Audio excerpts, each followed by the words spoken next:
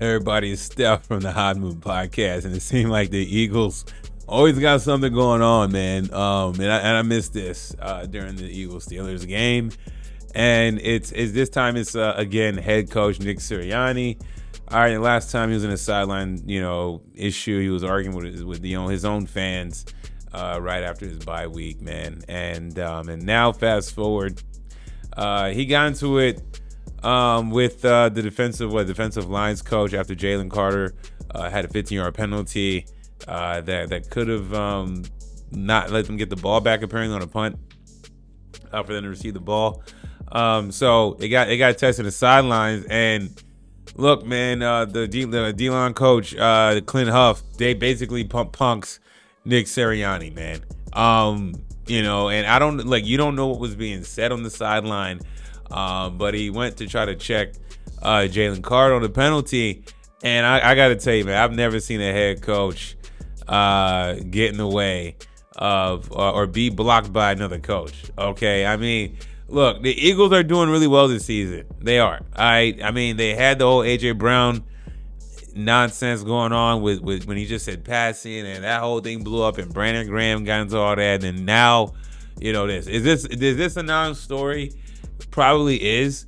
They probably already squashed this already by now. But why is it always coming to the Eagles, right? And on top of that, too, this is just disrespectful. You know what I'm saying? Look, it just shows you that Nick Sirianni really respected by the other coaching staff, right? The fact that Jalen Carter's D-line coach can get in the way and block to stop the head coach from wanting to say something in a teaching moment, whatever it is absolutely wild to me. I've never seen this before. Okay.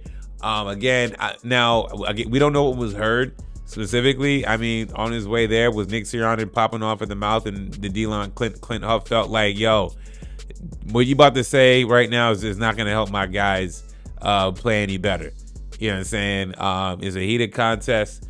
Okay, you're trying to make sure to solidify victory. You don't want anything to go sideways. But at the same time, though, this is almost a fireable offense, honestly. And you're not really going to fire Clint Huff at this point because the defense has been playing outstanding for the Philadelphia Eagles. So you don't want to mess up any coaching continuity. But damn, you know what I'm saying? I get big man Clint Huff trying to protect his guys. You know what I'm saying? The D-line, man, these guys, the D-lines are wolves, man. You know what I'm saying? So he's trying to keep it stable. He's trying to keep it stable under control. But at the same time, Nick Sirianni still has to check young Buck about the mistakes. You see this all the time. When players make a penalty, get a 15-yard penalty, make a mistake, the head coach will usually say something. So, is this signs of things to come? Maybe not, but it just shows you that Nick Sirianni, he's a good coach because the players do play for him and whatnot. But at the same time, it's like there's a weird thing going on in Philadelphia with the staff overall. It seems like, man, on one hand, Nick Sirianni is respected by the coach. Nick Sirianni is respected by the players. But on the other hand, stuff like this is a direct act of disrespect.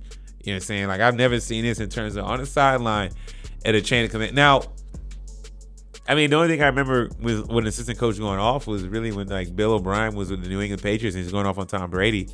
But that was a player and assistant coach.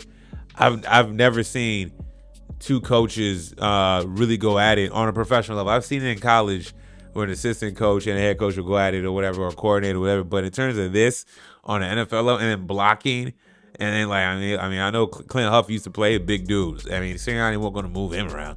Clint Huff bigger than Sirianni and the guard, but just not a good look though, man. Not a good look as a team that has bigger aspirations. And Sirianni he got pumped on his own sideline. You know what I'm saying? But at the same time, if I'm Sirianni, I would have still said something. I would have still tried to. I don't care. I'm the head coach. I'm gonna say what I got to say to my players. You know what I'm saying?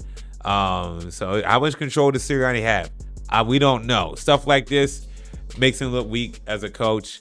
And it's unfortunate. I'm not calling him a weak person, but it just shows the lack of disrespect Sirianni has, man. And it just goes into the whole, should Sirianni be there? Should he be the head coach? There's all this talk about it. I don't know why. Look, at the end of the day, I don't see why. Sirianni, he's done nothing to get him so fired. Okay, he has a winning record. I don't know all the talks people want him gone. I know he's a little goofy. He puts his foot in his mouth, X, Y, and Z. But the guy gets results as the leader of this football team as a coach. But at the same time, there's some weird stuff always with this team. I see like there's always some kind of dysfunction, underswelling, or whatever going on, man. So y'all know what y'all think about this, man. Thanks for watching. Please like, subscribe. I'm out.